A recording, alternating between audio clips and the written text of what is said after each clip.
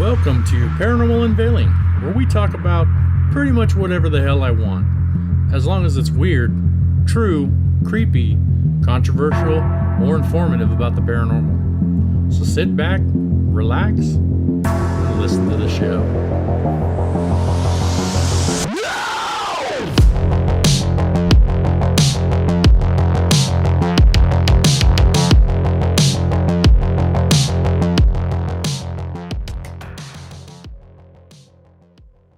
Welcome back, everybody, to another episode of Paranormal Unveiling. Today, I have another guest with me, somebody that is very respected in this field, somebody that I look up to myself, doesn't live too far away from me. This is my guest, is Mr. Donald Martin from Southern Paranormal. Say hello, Donald. Hey guys, how are y'all doing? Thanks for having me, and I appreciate those kind words. But as far as looking up to somebody, I don't know. Well, I do, because you have a lot of experience in this field. Your technique that I've seen and quite frankly heard about even from other people is very similar to mine, where you're open-mindedly skeptic. Like you don't just jump to paranormal. You try to debunk things, and you're looking for the truth and not the experience necessarily. Sure. Yeah, and So doing it for as many years as we've done, we've learned a great deal from other investigators also that was in the field before us. So, right, and we're big on para-unity. People will tell you that para-unity don't exist, that everybody's out for themselves and this and that. But para-unity exists. You just have to align yourself with the right people. I And I've agree got 100%.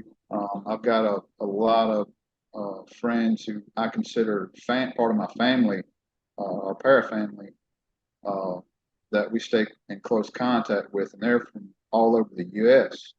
Right, And so we're, and it's kind of like you align yourself with those good people that are in it for the right reasons right. and not just looking for that fame, fortune, which we all know. If you've been in this thing for any amount of time, that's uh, not likely to happen. You ain't getting much off this. Right, If anything, right. it costs you a lot of money.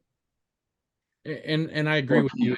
It's there are those out there that they're not so much about para-unity, but I know several groups that I can call up any day and say, hey, we're going to be in your neck of the woods, let's collaborate, let's do an investigation together, and I can trust them, that we're not just out there trying to have spooky experiences. We're actually looking for the truth, which You're not joining up just to go somewhere to home location and have a big party. right, yeah, their para-unity does exist. I think it's probably a little harder to find than it used to be, Yeah. but it does exist, and there's a lot of good groups like Southern Paranormal. um I would investigate with you any day of the week. Yeah, that's one thing, we talked about, getting together because we've not collaborated with each other yet. Right. And And we're only a few hours away from each other. So, right. live in the same state. You're just south of me a couple hours. You actually are friends with our newest member, Allison. You've investigated with her before. And her and I talk about you all the time. Oh The Lord. investigation she's been on with you guys and your team.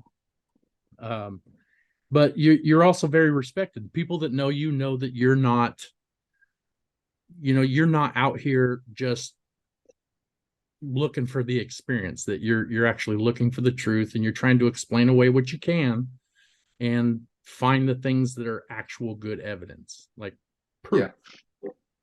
Yeah. We've been to many locations. I would guess we're at least over 200 Mm-hmm. or better investigations, and that's probably at different locations too.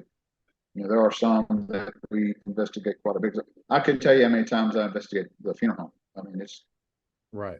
uh, um, that was my go-to place because I was really connected to the spirits there, the people there, Right. um, and it's of course, we had a funeral home called Old Southern Funeral Home, and last fall it got sold, and it's now being turned back into a funeral home. Which, like I said, it's kind of a sad and a happy feeling all together. Right. I'm Bittersweet. sad that we won't get to investigate, and I won't get to go in and communicate with the spirits that I got attached to.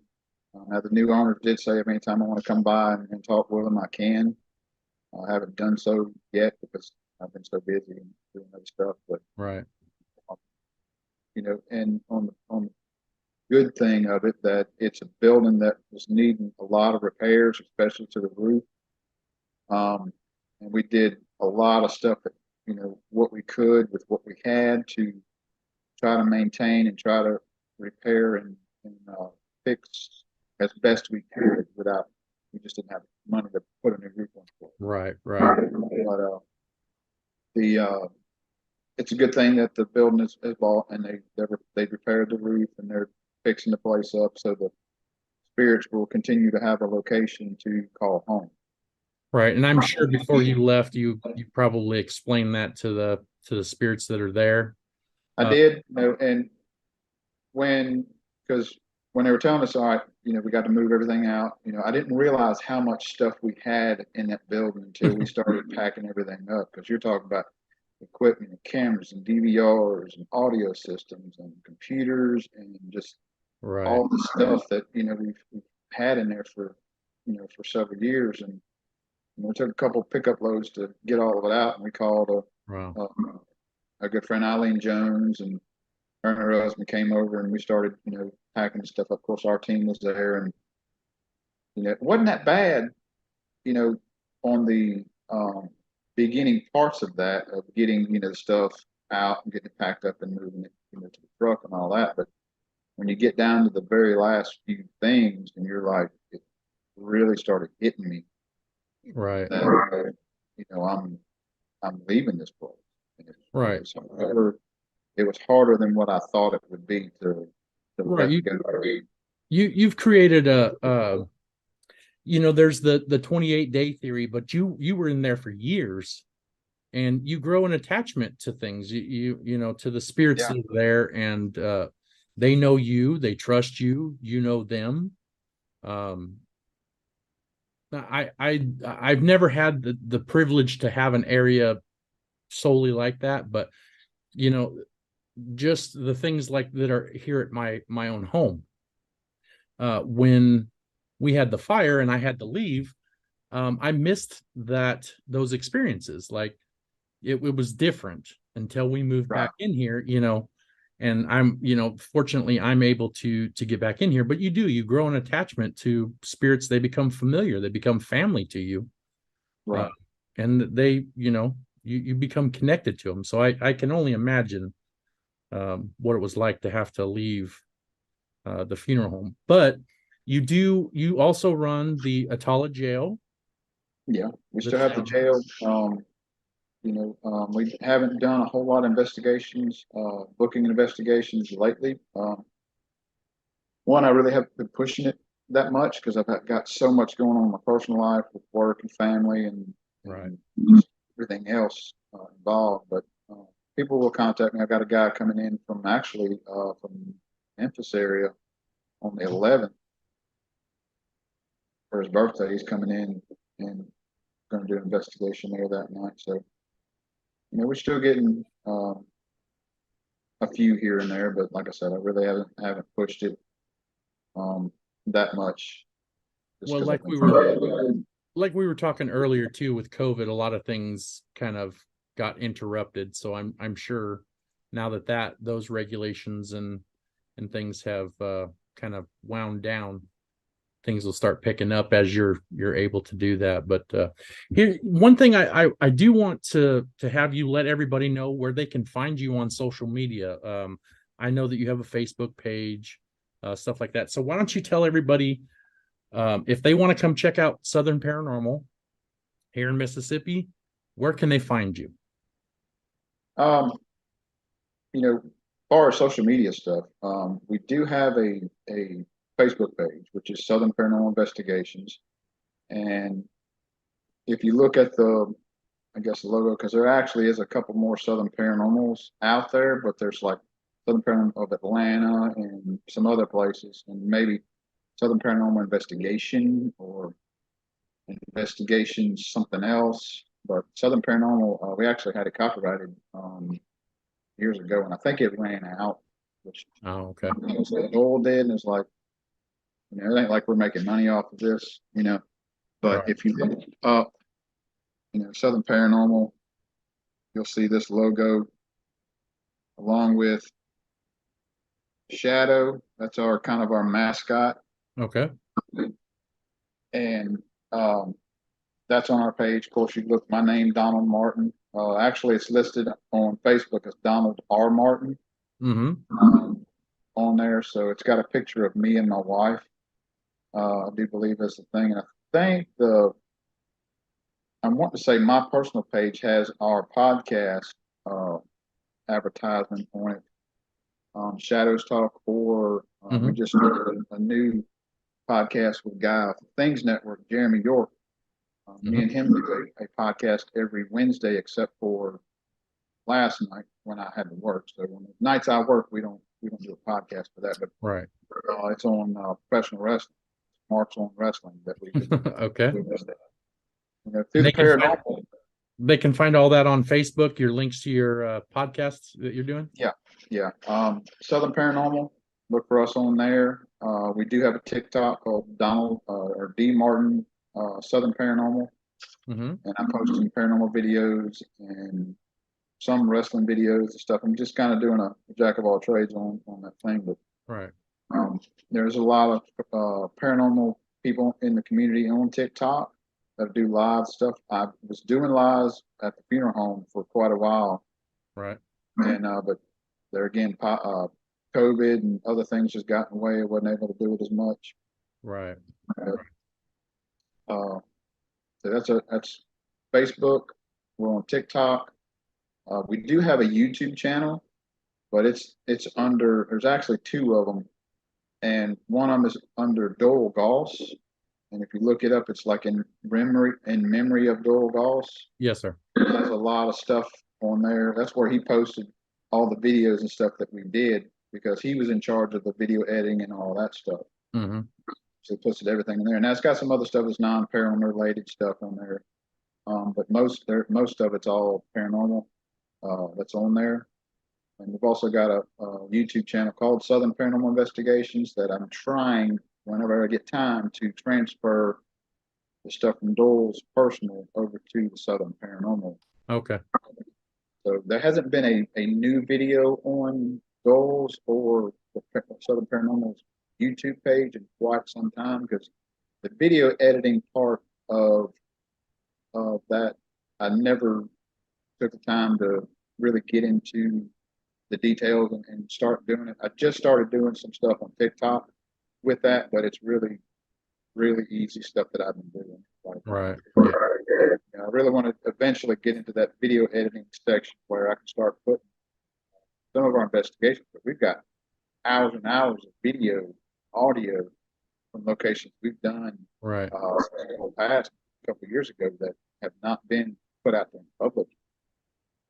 You'll have maybe one of these days when you have free time and you want to get into it, holler at me, and I can show you a couple of programs that I use on the PC that are very simple and straightforward that are not hard to learn at all. Because I'm kind of like the more stuff it can do, the less I want to use it because I just Right. it gets overwhelming. But I have a few programs that I could probably turn you on to that could help you out with that. Well, that would definitely help. Yeah. So here's another thing. You also build Parapals. Yeah, These are REM pod dolls, basically, right? other REM pod plushes, and Mhm. it started out when me and Dole were, in the team, and it was me and Dole co-founded Southern Paranormal together, and we've had a few different uh, team members that have come, and some have left for different reasons, nothing to do with paranormal. But Gavin Brennan, who's in Brandon, Mississippi. He is our team member. He's been with us for a long time. Kyle Davis, who lives up in Oxford, Mississippi. He's our resident holy guy. He does a lot of cleansings, and he can do exorcisms and cleansing and stuff like that.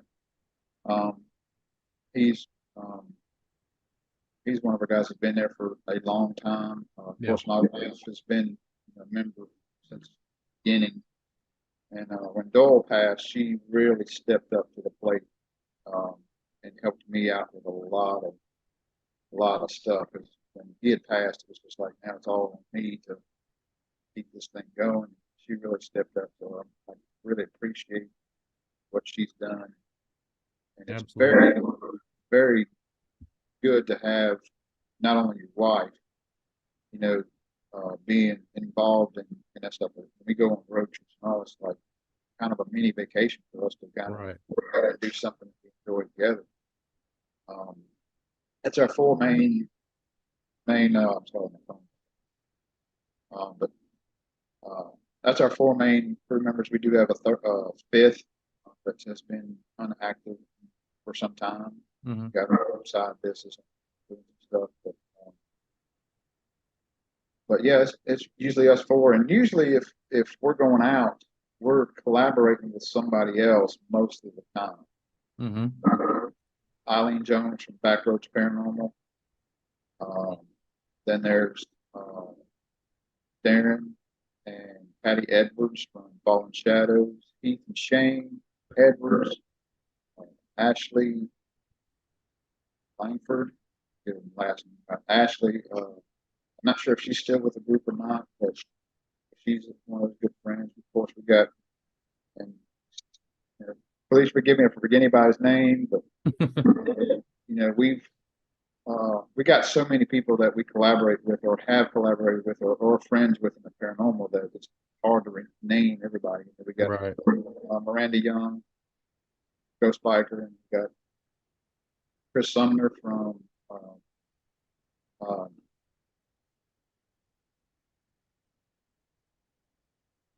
the name of their group. Her and her sister, Soul Sisters Paranormal. Okay. All right. Yeah. Her sister, Soul Sisters Paranormal. And we got the Packs, Ernie and Denise Pack, Pac-Man Paranormal, and we got Beth Allen, and we got. Well, you've been around a long time, so you got a lot of people that you've worked with. Yeah, there's a lot. Yeah. But you and Bull used to do the Parapals together. Parapals thing started. I kind of got off track there, but the Parapals thing started when, in the paranormal community, there are so many dang gadgets and stuff that comes out all the time, and most of the time the stuff is so expensive that you can't afford it.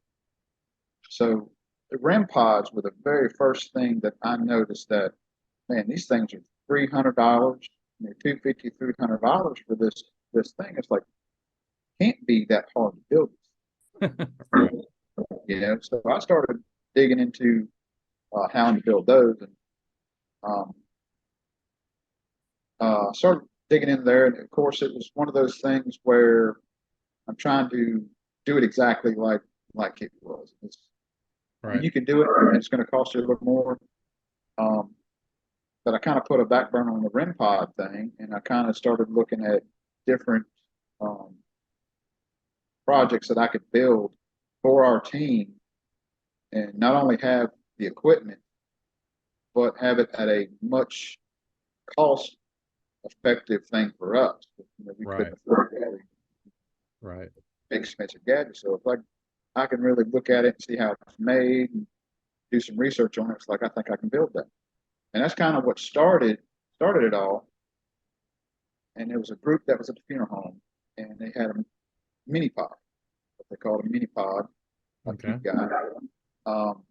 And while they were videoing, they said, "Oh, there's our mini REM, a mini pod." It's like not a hard build, and I was like, "Yeah, hold on." So that intrigued my interest. It's like they built them. So I did some research, and I found out how to do it.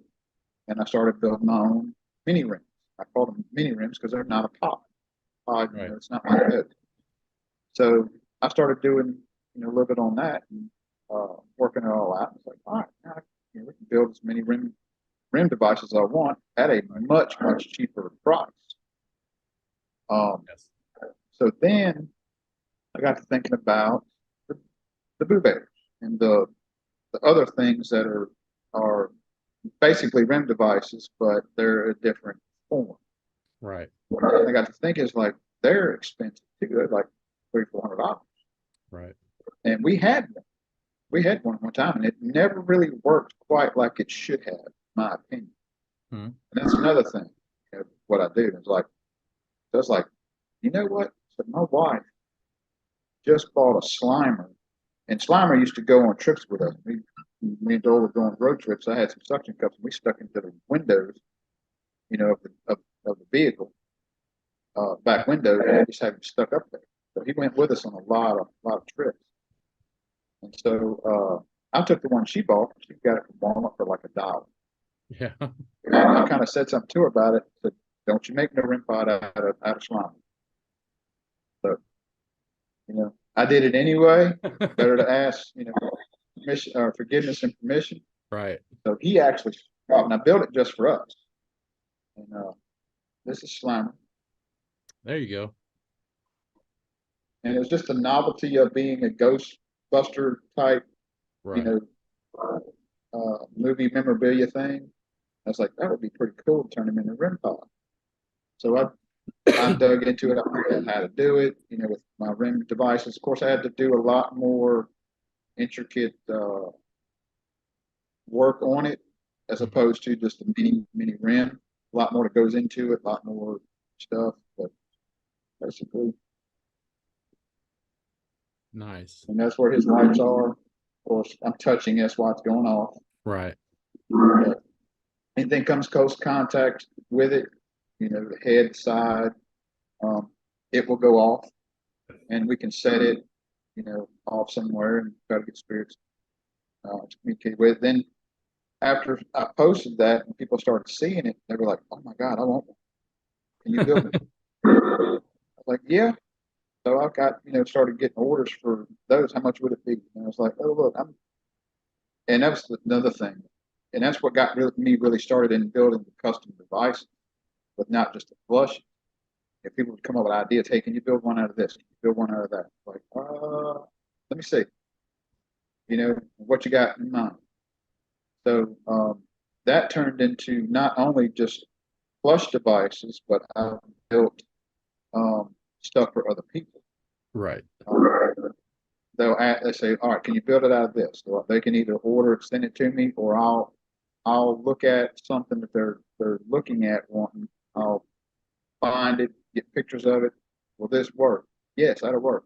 So, all right, I'm gonna order it. It'll be X amount of dollars to build it, and uh, the price. I think what I started charging was like $90 for the flush, Yeah. uh, which compared to an actual rim pod, which is 300, 250, $300, Right. a very big price difference. My thing is, I'm not trying to make a living off of this. I've got a job. Matter of fact, I got 2 or 3 jobs, but it's about building something personal for somebody at a reasonable rate, which I make probably 20, $30 off of each one. And once you Right. got the equipment, and I put it's probably not even that much when I consider the time that it takes to actually build the Right. stuff. I'm not going to charge anything for time. It's just mainly the equipment that goes inside of it. So I think they're charged a little more because stuff has gotten a little more expensive, like Right. everything else in the world. So I want it to be a good device. I want it to work. I want it to be as compact and all the components of it hidden as much as possible. And I also want it to be very affordable so that anybody can buy one. It's like my Right. mini rims like for 25, $35. That's with free shipping. So, you know, as opposed to somebody wanting to spend 300. I want a REM pod, but I can't afford $300. Well, these work just as good. They're smaller. You don't have as many lights. You don't have as much different tone of sound, but the concept is the exact same thing. Right. And it doesn't break. I actually have one of your mini REM pods, and the reason why I like the minis better than the big pod deals is because when I'm walking around, I can throw a couple in my pockets, and they fit in your pocket, and you can go do your thing and set them out as you need them, and they're a lot more manageable space wise, and to pack up. Most of us have boxes of gear. It's a lot more efficient to More convenient. right. Yeah, exactly. And Yeah. I will say prefer this. them, and they work exactly the same. I can attest that the mini REM pod, the one that I got from you, it's exactly the same. It does the Yeah, exact. I wish I had one to show you, but right now I'm completely out. I think I have one here. You have a couple other things there. Yeah. Let me see if I can. While he's doing that, looking for this. This is a custom device that a guy wanted. Still got to send this off to him. I actually lost his address, so I've got to get up with him. But he wanted a baby Yoda. See, I love that. So this I is think baby that's awesome. Yoda. It's baby Yoda. He works much like the same way the other does. It's kind of hard to see in the light, but his ears lighting up. He used to um, the lights have moved a little bit, I do believe. It used to light up really good. You can see it really in the dark. Right. Really, his whole face is lighting up green. So See, I think that right there is awesome. So this is.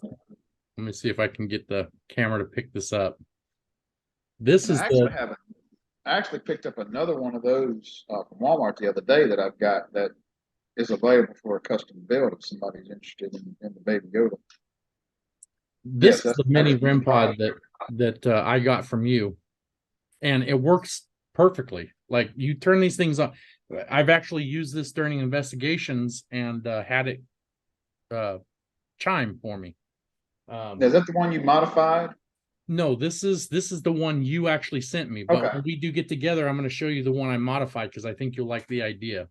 But yeah, the antenna thing is always a worry of shipping and packing and all that stuff. So I know you come up with an idea how to fix that little situation. right. And I want to, when we get together, here in the spring when it warms up and everybody's got a little time, I want to gift you one like you did for me, because I think you are going to love the idea.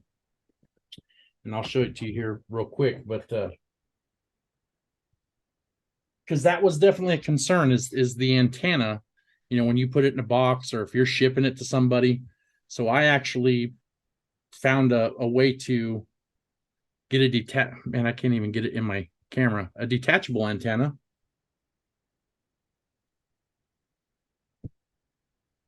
See, I like that idea. And it's kind of the same concept I've got on a different build that I've got. One of these days I'll build. I was supposed to start building it last year, but I just haven't had a chance to do it. I've got so much going on. Right now, I'm currently behind a great deal. I've got many orders to fill that I've got to get back on. Right now, I'm working on, which I actually have four of these. Patty and Darren Edwards back up. We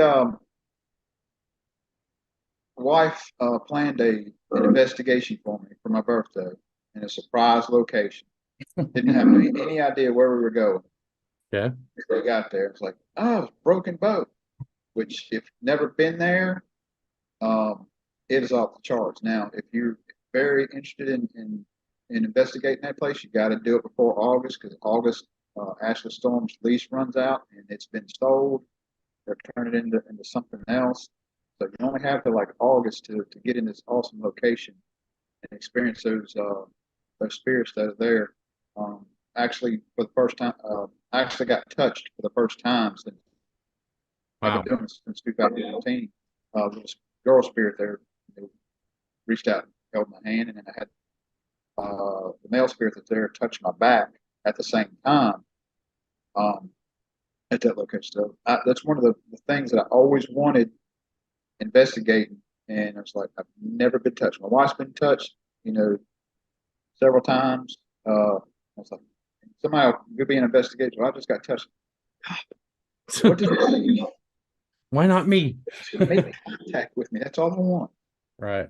Um, oh yeah, I got touched for the first time at Broken Bow. Ashley Storm is an awesome investigator, an awesome host. So if you're interested in getting that place booked, you better get in there before it's gone. Yeah. See, the PSI team is actually going to Broken Bow at the end of April. And the last I looked, your time slots were Real thin. scarce. It was Yeah. very scarce. So and you and I kind of touched on that you had been there, and we're going there in April. Yeah, I'd love that. I'd love to go back, but I don't think it's in the cards for us, you know. Yeah, I like I've heard a lot of claims about the place, and obviously I want to see for myself, but you know, some of the places that you have been, um, they're kind of on my bucket list. You've been to a lot of places. So one of the questions I did want to ask you is, I know you've been to a lot of places. What has been your most memorable place to investigate? I'm biased on that. The old Southern Funeral Home, it Right. was my home away from home. But besides that, oh goodness. Well, let me get into this little pitch here. One of the most memorable places I've investigated was Waverly Hills Sanatorium. Now, we all know in the paranormal community that they've been dealing with a lot of legal issues over Right. Charlie and his wife being removed from the place, blah, blah, blah. I'm not going to get on all the details. Ernie Pack of Pac-Man Paranormal has been the kind of head of taking the reins over for Save Waverly Hills, trying to get Mm-hmm. Charlie and Tina back into their home. Um, they did a lot of work, and they're really good people. And just a couple weeks ago, they announced on live on YouTube that they have come to an agreement on uh, that whole situation. So Waverly Hills is now, from what I understand, ready to um, be booked for investigations. Back in the hands of Yes, Tina and Charlie. yes, Tina and Charlie are back. Awesome. See, I've been holding off on trying to book that location because um of my And personal that's opinions about the situation that was going on. So I wasn't going to spend my money until it was them back in right. control. That's the way it was with a lot of people in the paranormal community. They want to book it, but it's like, and there's been people that have booked events, like uh, TV show stars and stuff like that on the go shows that have done it that have canceled because of the whole situation. They didn't want that, bad blood and that bad light, coming Right. back around. But yeah, from what I understand, Waverly Hills is back open for investigation. So, and That's awesome. again, Tina and Charlie are back at Waverly Hills. That's awesome. That's good to hear. That's a big, big thing for paranormal because that place is off the charts. We've Yeah. gotten several EVPs up around 502 with the nurse, and there's a whole backstory of what had been told previous to tours and what actually transpired on things surrounding death. Oh, So there's a truth out there, and Ernie and Denise are up there again taking reins and sharing Sarah's actual real story as opposed to a fabricated version of that Right. story. So they're That's awesome. real big on Sarah, and I think Sarah is actually what brought them two together um, when they, of course, they got married and all that. So, Wow. uh, but we donated a skull rim pod that I had built for a raffle thing for the thing raising money up for legal fees and stuff like that. Um, but we've got the best EVP we've ever caught. We got a Class A EVP by a total accident in the death chute. We were setting up in there. Mm-hmm. It was myself and Dr. Jim Clausen, who is also he's a host on Shadows Talk, which is our paranormal podcast. Shadows Talk actually named my wife came up with, and it basically because I wanted to incorporate something with our mascot Shadow because he's kind of Right. our guy, and so we called it Shadows Talk. And Dr. Jim Clausen from Third Eye Paranormal, he is Mm-hmm. as well as myself on there. Um, and I'll get with you and talk and let you know where to find all that stuff. We don't do podcasts on that every week. We kind of do it like once or twice a month, just kind of Right. constantly out there. So we get some good topics and all that, and it's a live feed, so people can come in and ask questions, communicate, and stuff like that.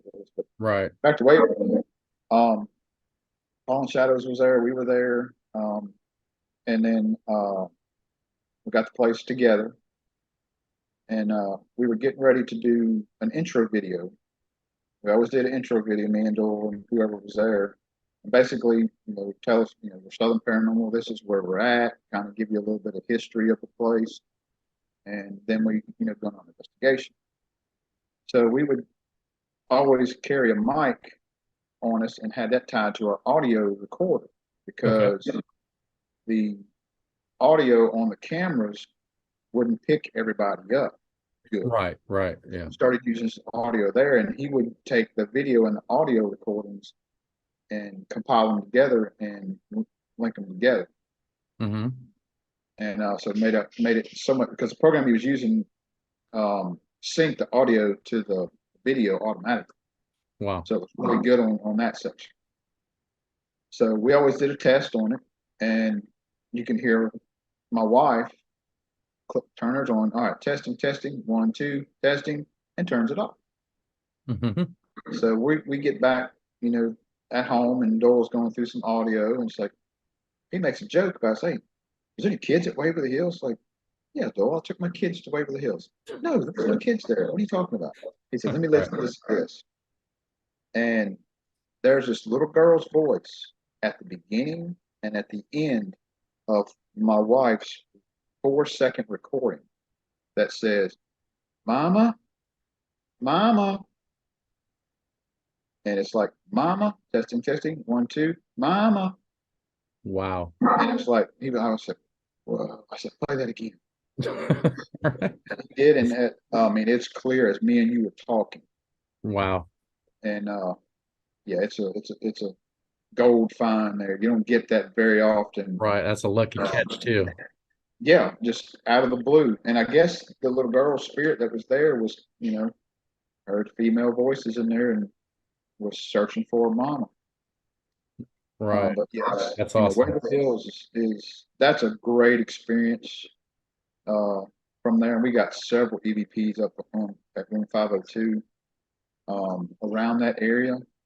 And one that we had gotten, and I let Ernie and listen to it back when we went to the temple for that Paracon up there. And we were guest speakers and all that up there. And one of the EVPs we got out of the blue, because I set one in actual 502. Mm-hmm. And Dole was in that room or close to that room, and some of us others were off down on that floor, down a little ways. And you hear him, "Did you hear something? Did you say something?" Like, "No, we're way over here. I just heard something." We get back and we're listening to it. You know how EVPs are. You're sitting there trying to listen and trying to decipher what's being said. Right. Now, me, if if it's something really low or very quick, um, and it really don't, it's not a good catch. I just get rid of Same. it. It's got to be a really good EVP for me. That's like, ooh. And then once we present those audio files to other people to listen to, we don't tell them, hey, I think it's saying this. Right. Right. I just go, hey, tell me what you, and they'll come up with something. And a lot of times, sometimes it's different, and sometimes, we're thinking the same thing, Right. and we'll discuss it. But this one came across as, uh, and I wish I had all this stuff pulled up. I didn't even think about it, but you hear it's her eye. So we're sitting there trying to decipher, what the heck are they talking?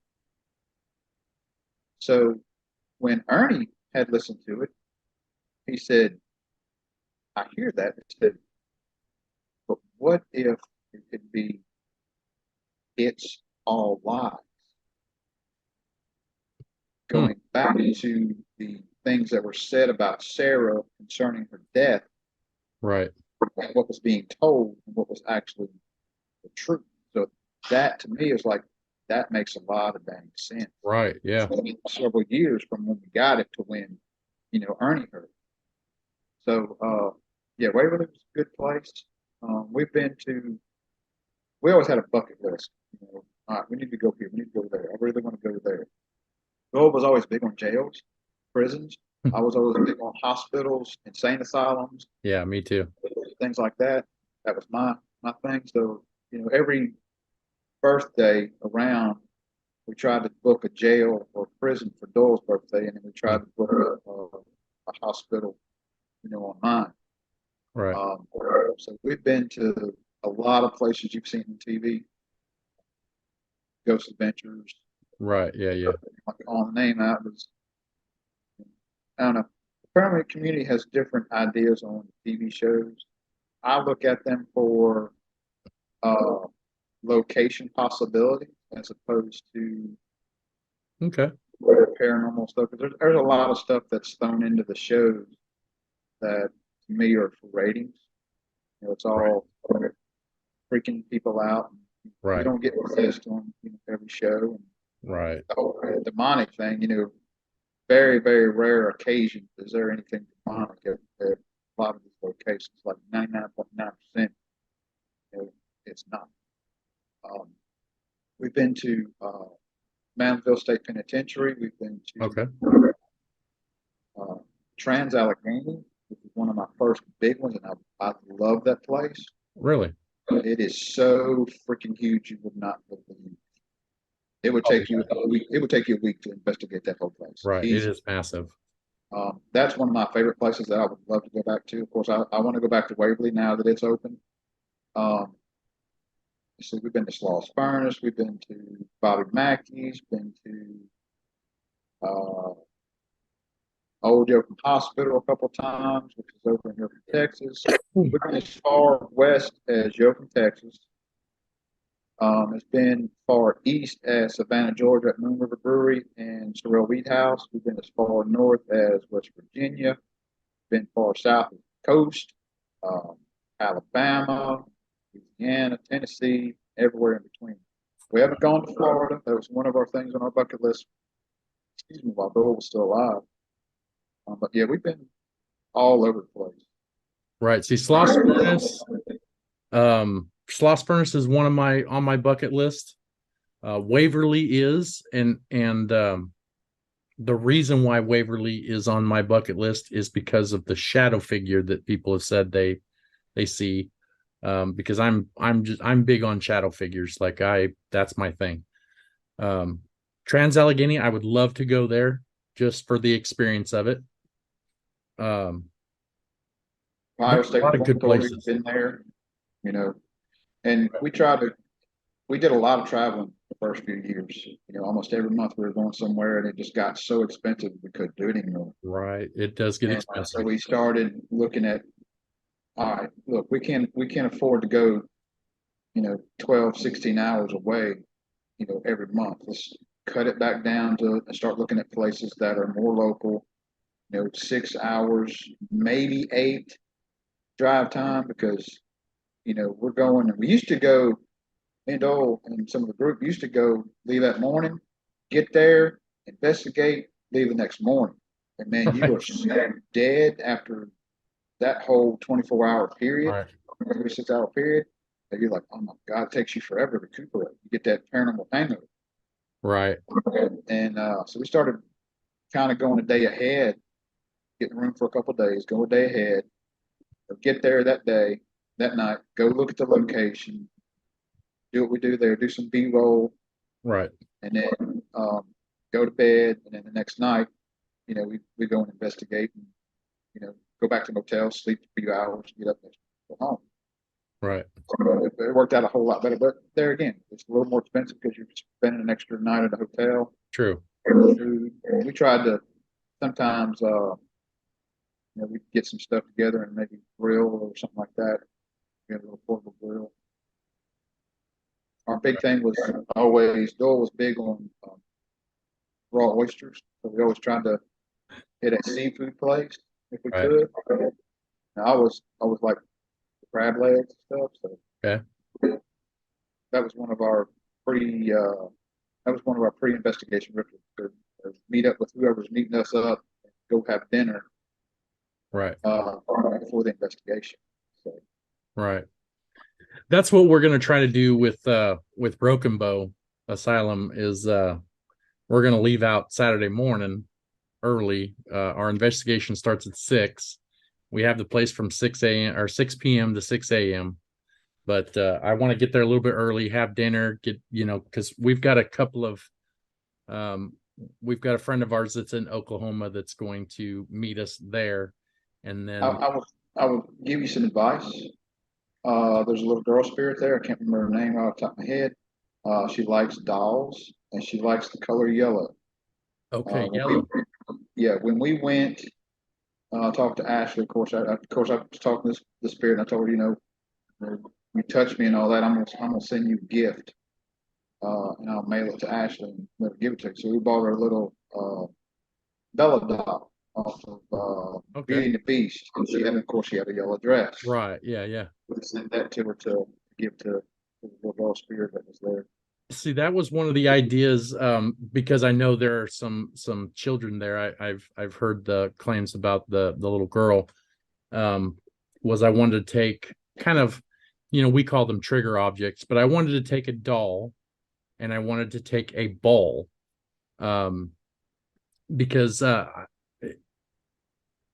of the things, psychic impressions I've gotten is it's not just a little girl there.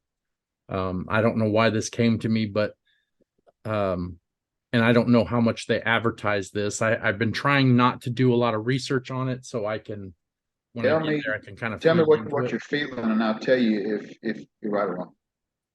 So, the impression I got when I focused in on Broken Bow was the little girl there, but I also picked up on a little boy, almost like hides behind her. Um, Almost like a little brother type figure that isn't as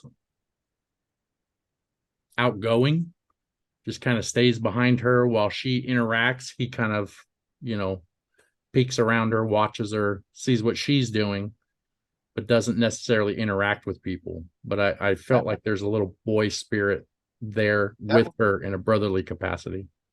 that will be something you'd have to contact Ashley Storm about, Mm-hmm. because at the time we were there, I didn't hear anything on that. Right. There is a male spirit there that's 21-ish, Right. maybe The something like that. the Nick Um, spirit, I think is the yeah, what they've he named it. likes he likes rock music.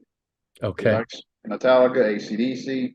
Right. It's one of the things too about making contact and all that stuff, and communicating with us. I would play some music, and I'll Okay. always pop it up. So, so that's another thing you can look, and that's another thing. As far as like investigation techniques and different things, everybody has their own way of investigating, Right. own experiments that they try. And what may work for you may not work for me. What may work for me True. may not work for you. And there's different ways of doing the experiments, and that's part of the para unity and being in contact with so many good investigators Hmm. that you get different ideas of how to do different things. They'll Right. always they'll always call it paranormal fishing. Yeah. You've got to know what bait to use Right. to get them, to communicate. They're Right. not like you know, they're not always going to communicate with you. Right. You're And not always going to get that interaction. I think they can kind of they pick up on your intention. Um, like some people are just connect to child spirits much easier than like I always get men spirits for some like it just seems to happen that way. But I think like you're our sexy. well, thank you. But like Not me, them. uh, Allison, she tends to get the more childlike spirits in her experience, where they're All just right. more drawn to her. Where it seems like every time I go somewhere, we start picking up communications from an older male or something like that. But there's things I want to do, like because I got that impression, I also wanted to take a little matchbox car or something with us and leave it there for him. I don't know why. I just was, trying to do a little bit of a mediumship read on the place to see if I got any first impressions before we got there. And this little boy kept coming up to me as an impression that he's like he kind of hides behind the little girl, like it's like a little brother tagging along, but he doesn't Mhm. really make contact with people. He watches her do it. Right. So I mean I don't know how If I were accurate you, that is, and I guess we'll find out. But little boys like fire trucks, so there you go. right there, of course you would recommend a fire truck. But Yeah. so let me ask you, what is your opinion on having mediumship or mediums on paranormal teams? I will tell you from experience. I didn't for a long time have a lot of faith in medium sense. Well, not necessarily sensory, but mediumship, psychic abilities, and all that stuff. I was always kind of very, very skeptical Mm-hmm. because of what some things. I ain't gonna call them names, but we contact with certain psychics that I was like, just don't make sense. You know, what you're telling me and what I know real is like. And but trying to think of the first person that really struck to me that she knows what she's talking about and she's for real. Um, that name off the top of my head, Shakira. But we met her through an investigation of the house. Okay. And some things she was picking up on us personally was like, no way you can know that about Right. her. And I'm like, she's legit. Um, the we had a investigation, private and public investigation at the Old Southern Funeral Home. A good friend of ours, David Childers, um, he had gotten a place to do a fundraiser type Mm-hmm. stuff. I can't remember what it was for. It wasn't personal. It was somebody else. I think Okay. it was maybe burial expenses on somebody that had passed. Okay. So it was like 2 weeks in a row. Did his, and then the next week we met Stormy Daniels with Spooky Bay, Okay. and she came the second, and uh, she came in. And of course, she was out the bus for a long time while we were doing our stuff. And she wanted to come in the place kind of raw and just walk through it. Didn't want to know anything about the location. So she comes in, and starts walking around, kind of, and they called it Scooby Doo. So she's in there, looking around and getting these feelings and stuff. And so we're in the hallway. First come in the back door, which leads off to upstairs, the music room, and the break room, which used to Okay. be the first bombing. So she's in there, and I'm like, so she starts saying, I'm feeling there's a guy here, which I already knew, and like there's a guy here. He's like very adamant about don't touch my stuff. This is my home, my place. Don't touch my stuff. I'm like, okay. All right, so I mean, I know we've got a male spirit, and through other people that have investigated having the mediumship, um, they were describing a guy, and I would ask them, what's he look like? What's he wear?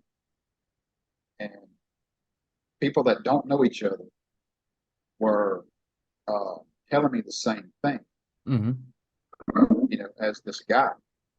And I was like, that makes perfect sense because this is what I've gotten before from other meetings and stuff. Stormy came in.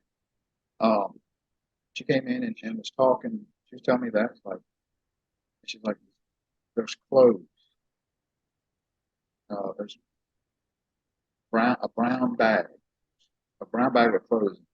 Like, does that make any sense to you? Like, I said, well, there's clothes upstairs, but I don't know if there's any brown bag in the closet. I mean, it very well could be.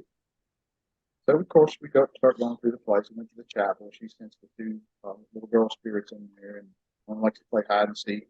Um, then we start making our way upstairs, and we go upstairs, and up in the upstairs used to be a living area for the previous, the first or second home. Hmm.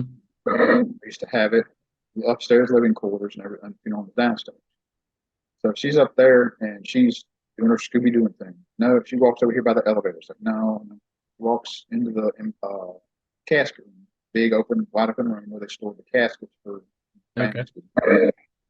And off of that, there's two doors that lead into an office, which, in my opinion, used to be a master bedroom. Okay. Walking back forth. She walks in the side doors like, this is it. It's in here. This is, he worked here. He slept here. This was this area. And she says, he he's still telling me that don't mess with my stuff. Leave my stuff alone. And I don't like anybody touching my stuff. I was like, okay. She said, "Does the brown thing mean anything?" It's like, I said, well, I don't understand what the brown bag is. No, not bag. Just I'm getting the word brown. And a light switch went off. Like, oh, hold on.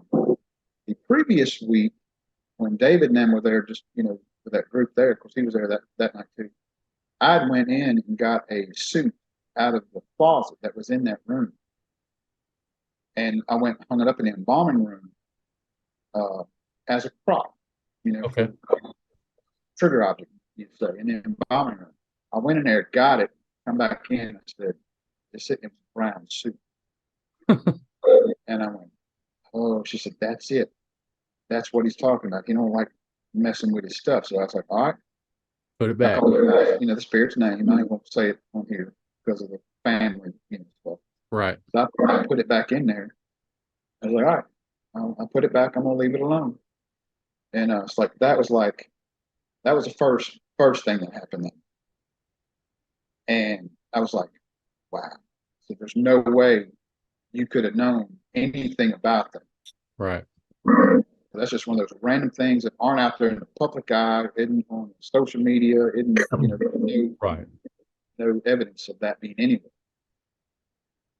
So there's a lot of people there. So we were grilling out and cooking. They were out the back cooking on a grill, and we all kind of sat down and started eating. And in the music room, there's a couch and a few chairs in there. So we were in there, sit down, kind of. She went and sat on the couch, and we're sitting there talking, and she's sitting there like she starts touching the couch like somebody has slept here. Like somebody's here, but they won't tell me their name, but they they they know you. It's like, really? Did anybody sleep here? I said, well, last weekend, me and Kyle slept in that room. He had a cot, and I slept on the couch. And of course, I'm sure there's been times when we personally have been investigating where Joel might catch a nap or I might catch a nap, Right. whatever. And well, he won't tell me. He said he knows me, but he won't tell me his name. And I'm like, and then she starts spitting out about 5 or 6 personal details about Joel. And when she started throwing this stuff, does this make any sense? Just like, yeah. Does that make any sense? Yeah. And I said, hold on. So I went and got the rest of our crew. I said, you got to come in. So we all were sitting in there. She starts spitting out the stuff, and he says, she's relaying info. Okay. He wants me to tell you that um, he's always coming back. He's always watching over this place, and he's always watching over you. And I mean, I'm getting teary eyed just thinking about it now. Right. It's a very emotional session for all of us at that point in time, because everybody immediately started crying. We knew it was gold.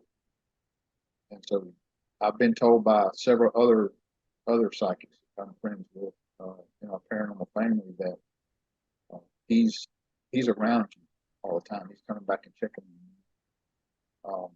Without a doubt, I know this. Um, I feel it. We were at the funeral home one night doing an investigation for French Fallen Shadows, doing Estes method, and I won't get into long detail about all of it, but one person was under. We're asking questions, and this phrase came out uh, and said, and of course they're on the spirit box sessions, like they can't hear stuff, and all we hear is "sorry, brother." And brother is something that Dole always used to, communicate anybody. And, Right. um, so that's a personal thing that I won't share, but the sorry brother thing really hit home to me. So I know he's around.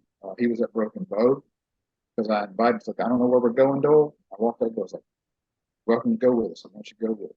He was Right. there. He was there. Ashley even sensed, look, there's somebody else here. This was early on. Said, somebody else is here that's not associated with this male figure. And I'm like, that's Dole. Dole is here. Right. Communicating with Dole with dowsing officers. And all that. So it's nice to know that he's still around, even though we can't see Absolutely. him. Absolutely.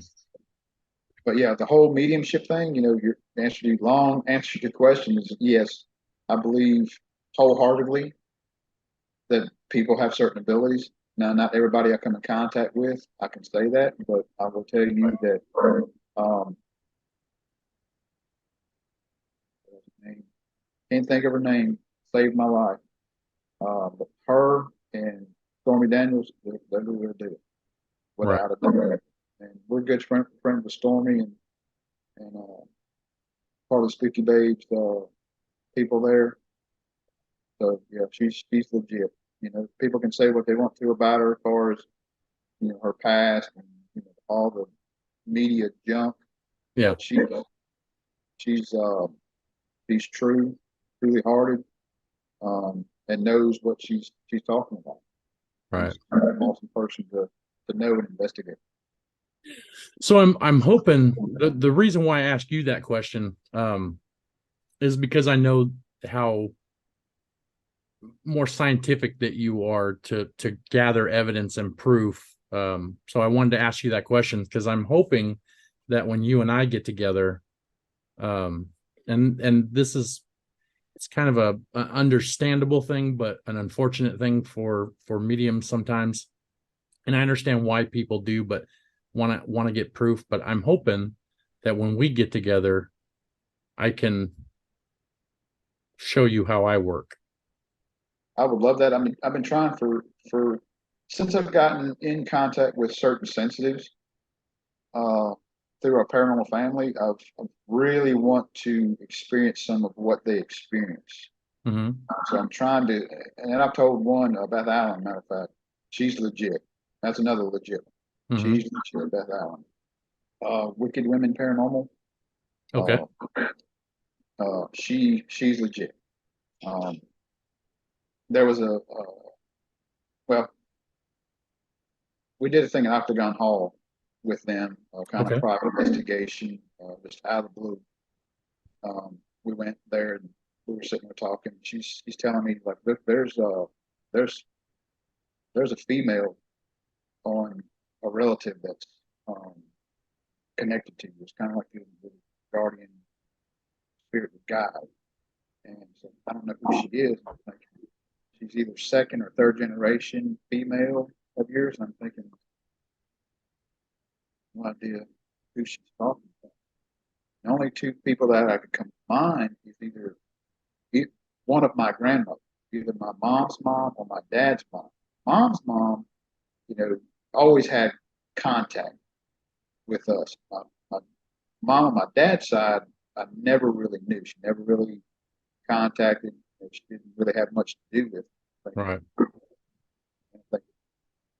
And I want to say something. She said something that, because I asked her about the name, and she said it in with an N, something like that. I was like, that's my grandmother on my dad's side. I said, I don't understand why she would be there now opposed to when I was alive. And maybe it's that she feels bad about not being there Right. while she was alive. And Right. now she's trying to make up for that uh, on that side. So, and she said, you know, there's somebody else that's around, and you know who I'm talking. Yeah, I know Well, don't give away too much just in case. you. But yeah, you know, as far as the mediumship, there's something the sensitivity, not so much the mediumship, but the sensitivity, being sensitive to certain things and trying to really open myself up to that experience. I want to experience what I've seen other people experience through that. And I told Beth, it's like, look, she says you're more sensitive than you realize. I And my wife I agree. is really honing into that. She's gotten that working with Beth, uh, niece, Eileen, uh, Todd, and almost said their last name. Um, Good friends with Pat. Um, anyway, working with her as well, and she's really coming to her own on sensitivity. Right. So she's getting a lot more sensitive and able to work that a good bit. She gets a certain feeling. So, One thing I picked up with you is that you're an energy sensitive. Like you can feel when something's around you.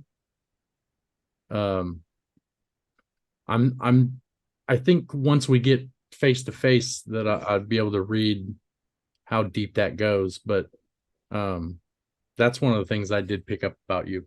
Let me ask you another question. What we have, especially nowadays, we have all these different toys and tools that everybody uses. What is your go-to device when you investigate? What's the first thing you grab? without a doubt, audio recorder, digital audio recorder. I've got a system set up that I kind of, I don't know say I stole, but I saw her doing it. Miranda Young, the Ghost Biker. Okay. She had this because for a long time I always kept the recorder in my pocket, and I kept my headphones on. And I'm sitting there trying to carry it and all this. I was like, saw her start using this. And it's for working out. You put your Oh, the iPhone or little, whatever yeah, in there while you're running or working out, so you got it. I yeah. was like, that is a good idea. So I got some beats. If there's a lot of headsets out there and um, pods and stuff like that, but I will tell you this: uh, the Beats headset. Hmm. If you get if anybody's ever listened to any kind of, like, I'm a big music guy. I Okay. love 80s rock music. That's when me and Dole were going on trips. That it was on Hair Nation all the time. People would Okay. that rode with us was like, oh my God, can you just turn on something else? Right.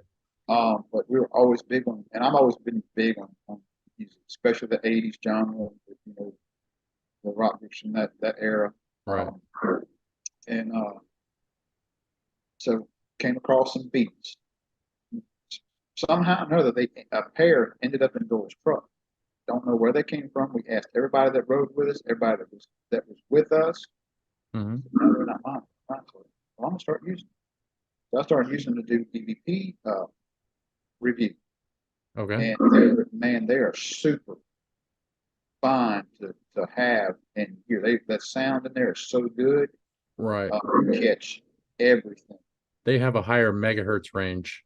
I Yes, used to have a they're set before the fire, unfortunately. I had a set of studios because make two they one solo maybe, and the studio version. The Hmm. studio version have a bigger ear cuff, and I That's what love I got. those. I've got the other ones, a solo, where they don't cover completely, so you still Right. hear a little bit out. I had the big ones. Yeah, the studios are awesome. They're expensive, but they're awesome. Right. Um, but I use that along with audio cord plugged into it. I plug it into my excuse me, plug it into my audio recorder, and I have a mic plugged into the audio recorder, and it's a lot of times on my shirt or my pullover here. Okay. I keep everything up. It takes me a second to get it turned on and get it set up where it's not feedback and Right. Making noise. rustling of the noise in the mic from the fabric. But once I get it set, I'm doing live EVP sessions right Right. there, and I can hear so much stuff, especially with those beats. And yeah, that's my go-to thing is audio recorder, without a doubt.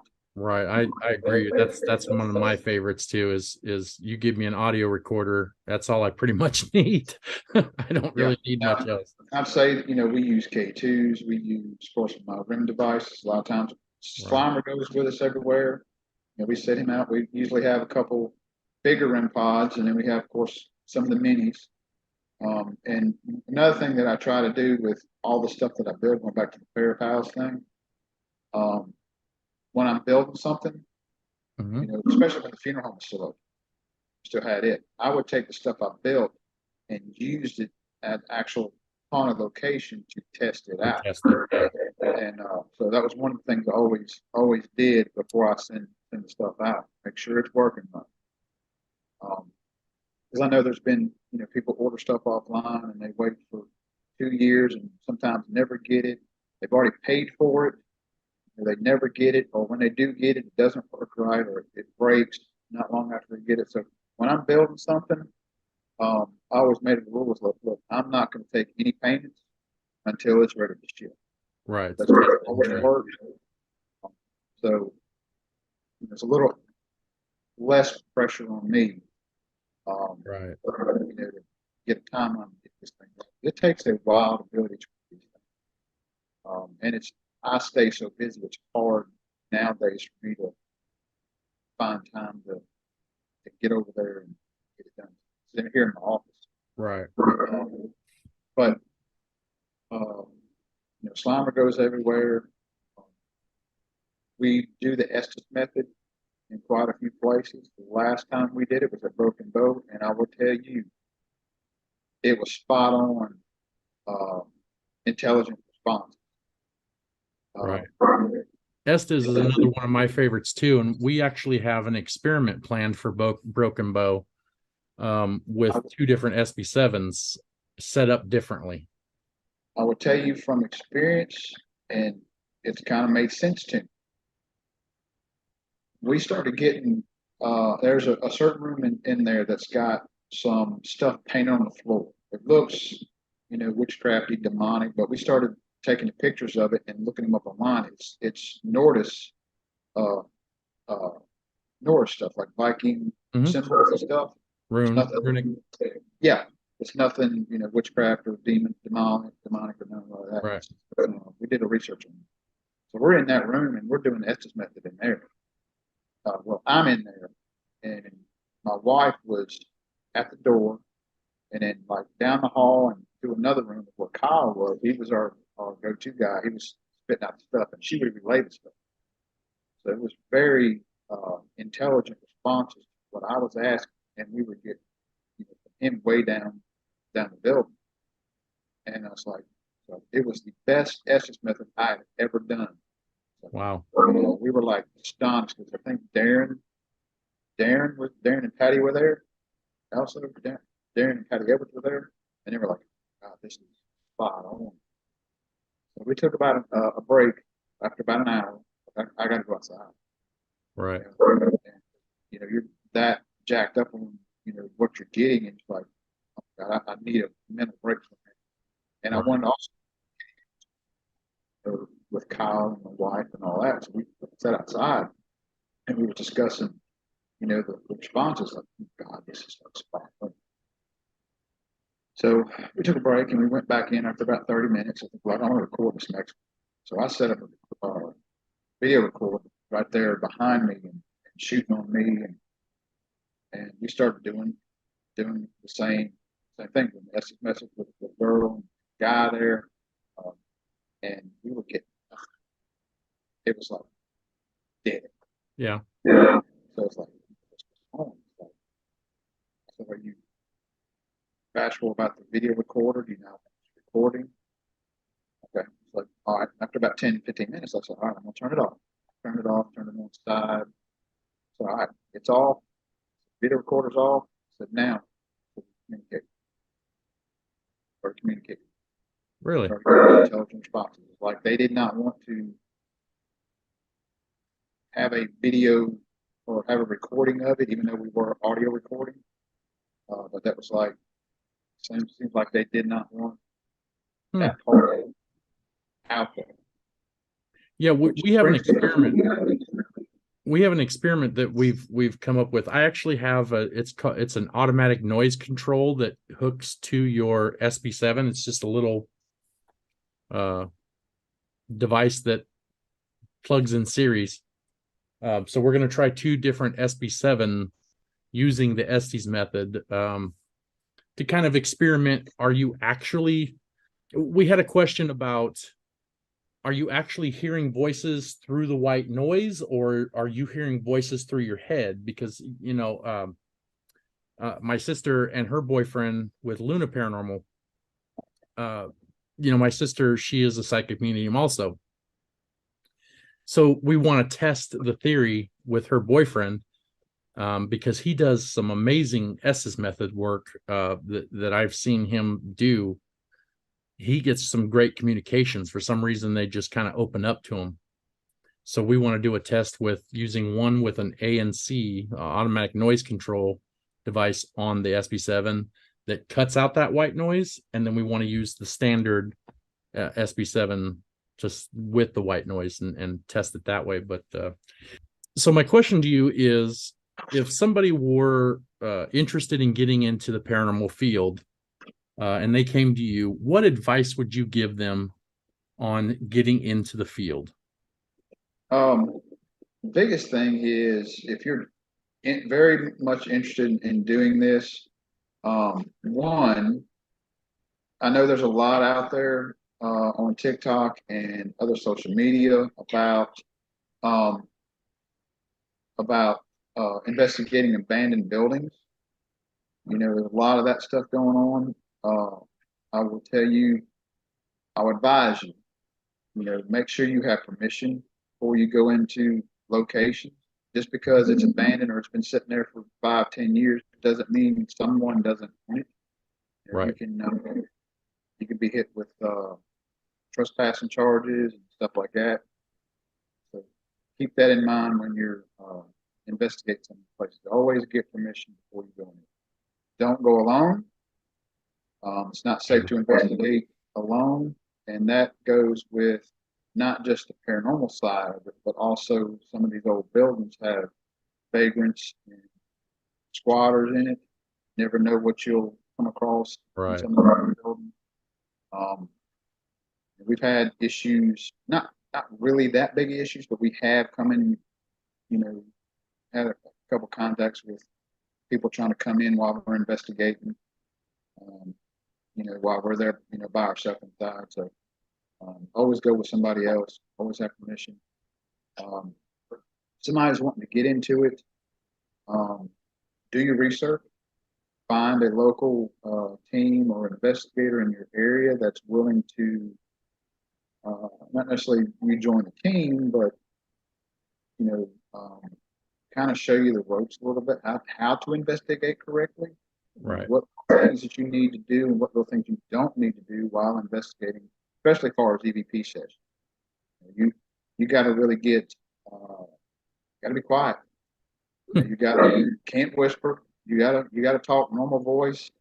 Right. Any kind of movements from chairs to your stomach growling, moving your feet, all that's got to be noted in your uh, recording. Right. Mark. You get a growl and it's like, oh, that was my stomach. That was me. Right. Moving the chair. Well, that was me. That was Donald. Like that. So you take note of those things. So make sure you're doing those sessions correctly. That way you're not getting stuff that's supposed to be paranormal when it's just somebody shuffling their feet or their stomach growling or somebody whispering in the background. Right. You don't need all the fancy gadgets to go and investigate. You don't. It's nice to have some of that stuff for different research purposes and different possible interactions or testing the Right. EMF and all the different things. But you don't have to have it. The best tools you got is that audio recorder and yourself. That's Everybody the said that. thing you got. Right.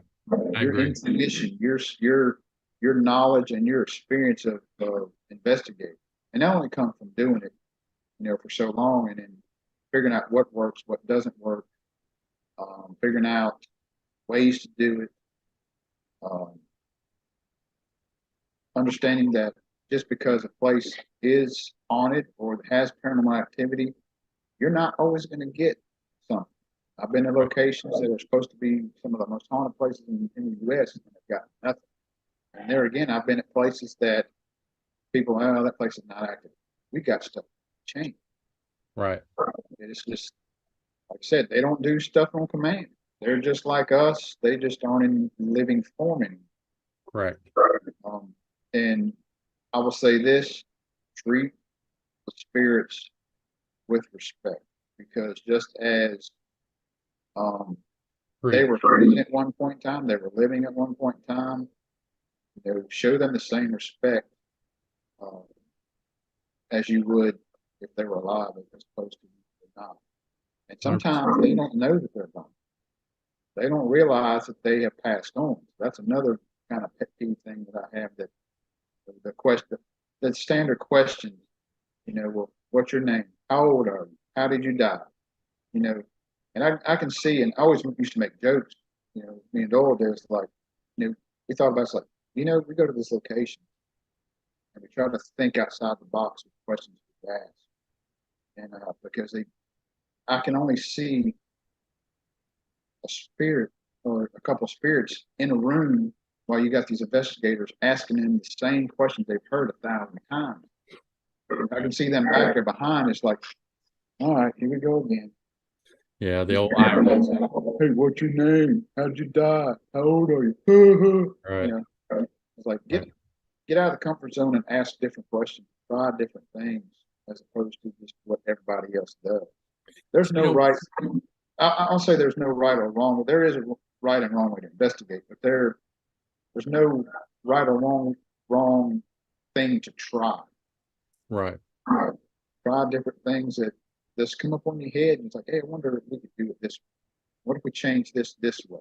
Try this. Right. Something ain't working. If you're at 30 minutes in and something ain't working, change it up.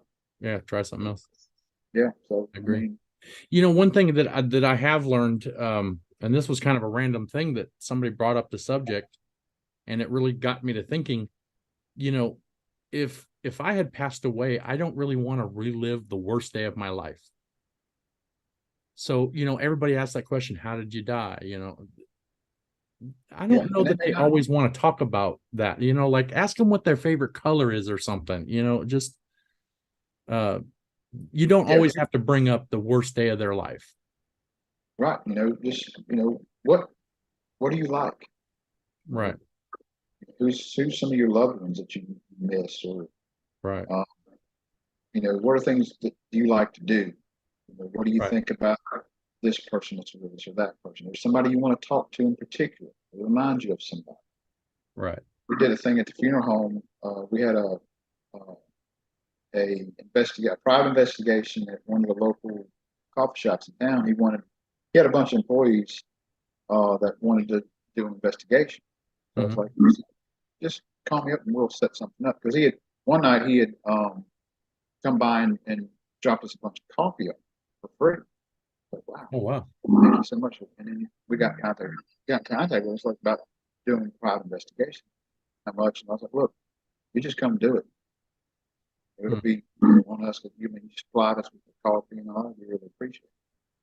So we did an investigation with them and a bunch of younger girls that were there, and they were very skittish and very uh, scared. Everybody's when you got people like that that's never done it before, they just know what they've seen on TV. And I try to relay that info even when we do public investigations at places like Coachwork. That's another place that would love to get you in some. We're Okay. working on some details on trying to get it opened up to paranormal, but it's a bunch of details that we have to work out. Right. Yeah. Don't know. I don't know if Allison and that'll I ever have talked about happen. it I don't know before. if it'll ever happen, but I'm trying to get them to lower the price down and stuff like Right. that. People aren't going to pay that kind of money to come in here to a place, especially that's not. Right. Yeah.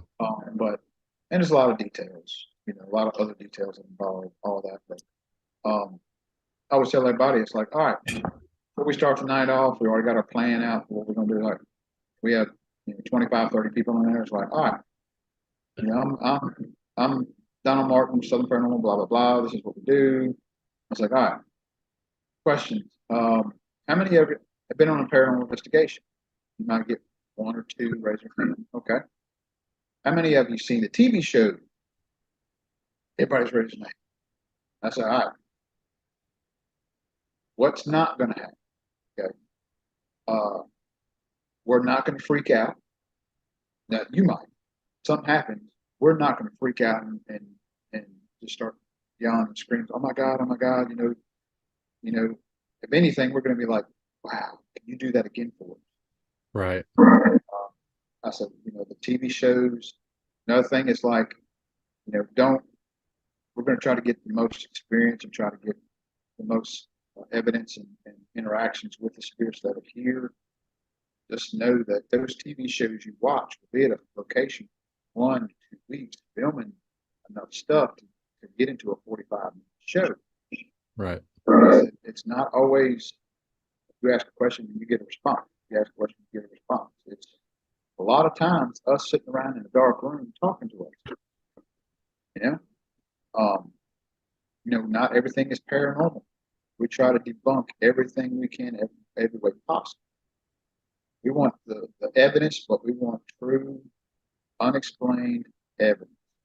We've Right. gotten contacted by several networks about doing a show.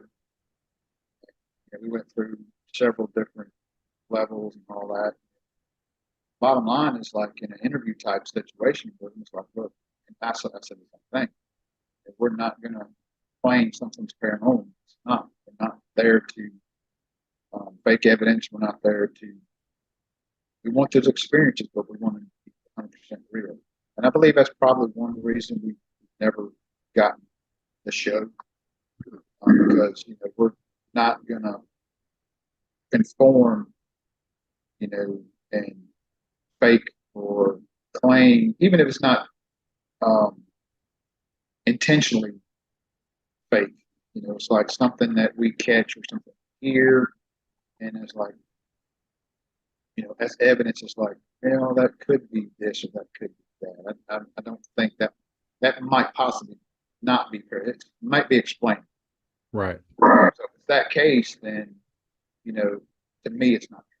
If there's any inkling of possibility of it's this or that, we just do away with it. Throw it There's out. an explanation, possible explanation. You were talking about the SB7, SB11s. There's a way to, and you may have already done it. There's a way to modify those to disconnect that frequency of picking up radio programs. Yeah. It is modded. Yeah. And that's what I like about SB7 and 11 now. In the paranormal community, it's used a lot. And I see, not from everybody, but I've seen some videos here where I'm watching videos. It's like, oh, it said hello. And I'm sitting there watching. It's like, and I start timing in my head. I start counting. All right, 25 seconds, I hear it again. Hear something again. And they say, hey, it said this. Call my name. It's like, counting again. 3, 6 seconds, it's saying again. So I'm getting that timeline in my head. Right. At this point in time, right around that area, something's coming through. And to me, that tells me that it's probably a radio frequency. Right. So it's like, and I'm not one to tell anybody, look, that's not paranormal. They post something out there. I don't judge other people's evidence. I don't judge my evidence. Right. This or that. People send me pictures or audio or this or that, and a lot of times I'm like, oh man, that's a good catch. It's awesome. I won't elaborate on anything, even though I know in my head it's like, well, that's not what that is. Yeah. Because the simple fact is, I'm not there. I wasn't there during the investigation. I don't know what other things were going on. I don't know who was there. I don't know what was going on. So how am I going to tell you that, hey, that's not paranormal, when I have no idea the details surrounding what you caught? Right. And that's one thing that I try to do, because I get a lot of people that'll send me photos or short videos and stuff on Instagram, wanting me to check it out. And I'll be honest with people and I'll say, well, this could be paranormal. I wasn't there, so I don't know. I don't know what the situation before or after your video was. But here's some things that you might look into to see if you can debunk it. So I kind of give them the option, but I don't ever really tell anybody, no, that's not, unless it's just like very blatantly. Oh, I had a guy. You know what I mean? I had a guy one time send me a picture of inside of a house, and there was this creature in there. Here's the act. Took 2 or 3 pictures, and this is what we call him the second. It's like his son sent it to him, and he sent it to me. I'm like, here, I'm looking at him like, that looks good. And I started looking back. I started doing some research on what I figured. And I pulled the picture. There was a picture floating around on social media for quite a while. This picture of on a trail cam, and it had this creature, demonic looking thing on the trail cam with glowing eyes. It looked like an alien with glowing eyes. And I was like, I looked at it, I was like, that's the same dang thing. It's the exact same picture. It's only you took that figure and put it in that picture. And it's like, I said, I hate to tell you this, but that's not paranormal. And I sent him the other picture. I said, that's a fake picture. And that's the only time I ever done it, because I know for a fact. And it's like, I don't know why he would do that. I don't know. But my experience, I won't say my expertise experience, because nobody in the paranormal, in my opinion, are experts at this stuff. Right. To me, if you're claiming you're an expert, then you know everything there is to know about it all. And that's just not true. I agree. I think there's experts in the paranormal, but not experts of the paranormal. Yeah. Like we have plenty of people that are experts on camera systems and different things, electronics that we use. Like they're very good at what they do, but as far as being an expert on the paranormal, I don't think that's possible. In my opinion, it's I don't use the word expert. I use the word seasoned or very seasoned investigator. They know what they're talking about, and they're like-minded thinking with us and our team.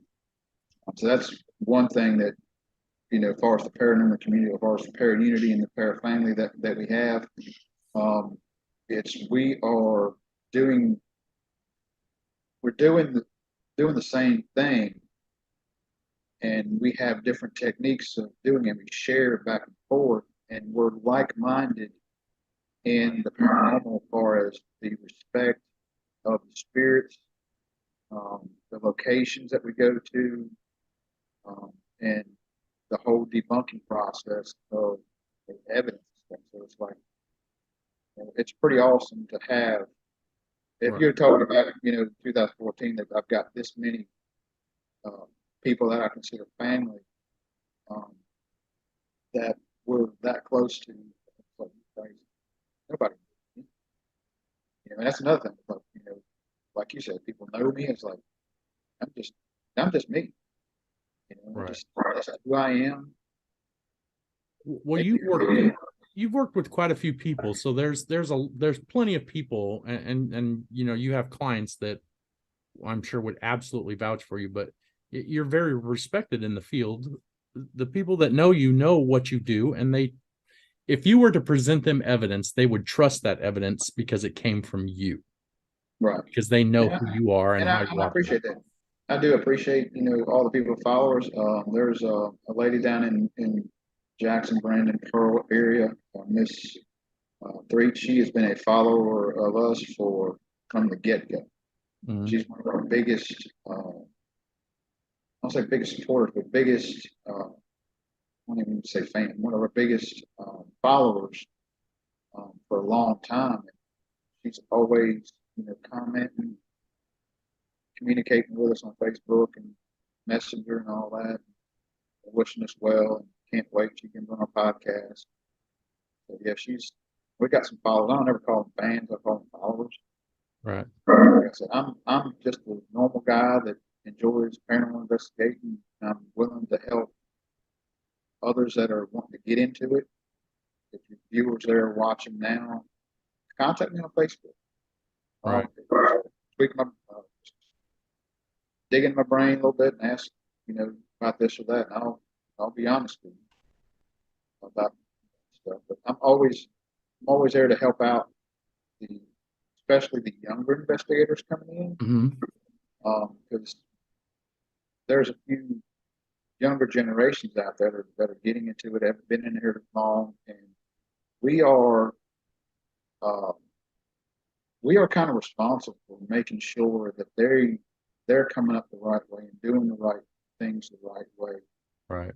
giving them the expertise or the knowledge, say, giving the knowledge of what we do and how we do, so that they're in turn learning as they go, and once they get uh, seasoned, they can in turn do the same thing for the next generation coming in. Right. Right.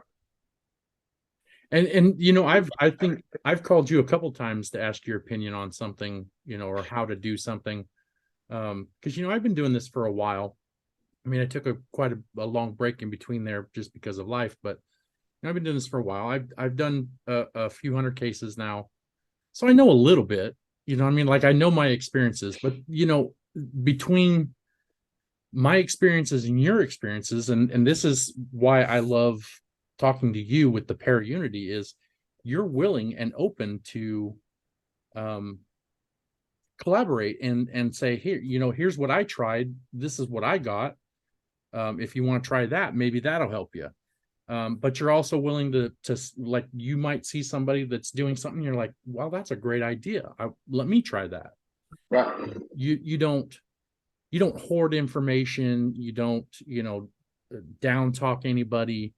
um you're genuinely willing to help people, and if they have a question, you can give and receive just with the best of them. You know what I mean? You see a Yeah. good idea when you see it, you know it, To and you can me, give good we information. only get bigger and better uh, with communication with one another. You know, Right. it's We're not on a the same page. contest. It's not a contest. It's not a popularity contest. It's not, you know, this group or that group, this clique or that clique. You know, we're the people that I've lined with. We're very open to communicating with one another, sharing ideas, because we're all looking for the same thing. You know, Absolutely. we're all looking for the same thing. We may have different ways of trying to get some of that stuff, but you know, we're in this for uh, the love of the, I'll say hobby, but the love of the hobby, the love of doing it. It's just, you know, what we do. When I first started, which was 2014, was at Thomas House, Okay. Red Bull Springs, Tennessee. Hmm. That's how I got started. Doyle had tickets to a public event. So, yeah, I'll go. We drove up there and did it, and I was hooked. I was hooked because growing up, I was always interested in. I grew up watching horror movies. I was always interested. That was my genre. Always interested in horror. The gore, the better. I was always interested in. I remember as a kid going to the public library and checking out books on UFOs, Bigfoot, Loch Ness, ghosts, paranormal, anything that was out of the realm of being the norm. I was always intrigued about those things and wanted to know more about all of that stuff. Um, and you know, on my bucket list was I want to go before I die. I want to go and investigate one location, one location, and have some kind of experience. That was on my bucket list. Man, I've checked that thing off 1,000 times. You Right. know, and it just got me hooked. At one time, got me hooked, and like it's awesome. I love doing it. Of course, you know, you got people that are skeptics of the paranormal and all that, which you know, to each his own. You believe this, I believe that. You know, That's even in our group of people, even my one of my teammates, my brother Gavin, we have different political views, and we've always discussed that your views are your views, my views. I respect those, but you know, we don't talk politics. We talk at home. And right. he's one of my closest friends. You know, we can be friends and have different ideas on the other things. Absolutely. You know, because you believe this way or I believe that, we can't talk. We can't be friends because like it's just you know, different belief systems. It's even the same thing with religion. Different beliefs in religion stuff. Which I'm Southern Baptist, born again, and I know where I'm going when I pass. Um, Now there's the whole religious aspect of the paranormal. True. Why are there spirits? A lot of the religious people saying it's everything's demonic. You're not talking to ghosts, you're talking to demons. You know, there's just so much. I know what I believe, and I know what I've experienced through the paranormal, and I have different theories on why certain spirits are not here or not passed on. Mm-hmm. Why That's they're solid. still here. And I've got just a bunch of different theories on that. I got theories on the shadow people, um, because that's something that's always intrigued me. Why so many haunted locations have a shadow people? Why is he there? Is Right. he a spirit? Is he something else? Is he interdimensional?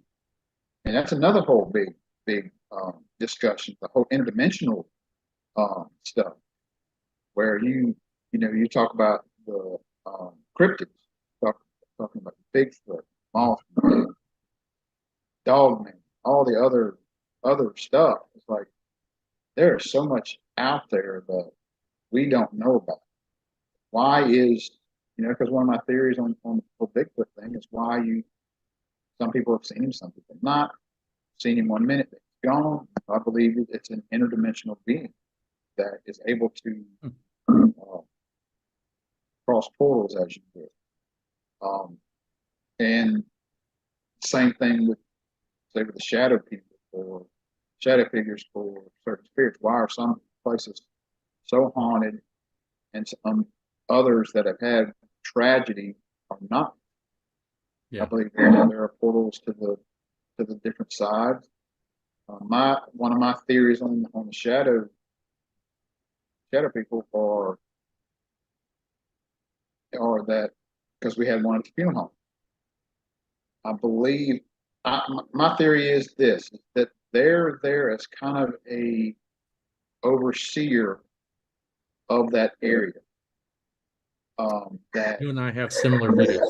he's in charge of how much he's allowing the spirits that are there to communicate with us. Like a watcher. Right.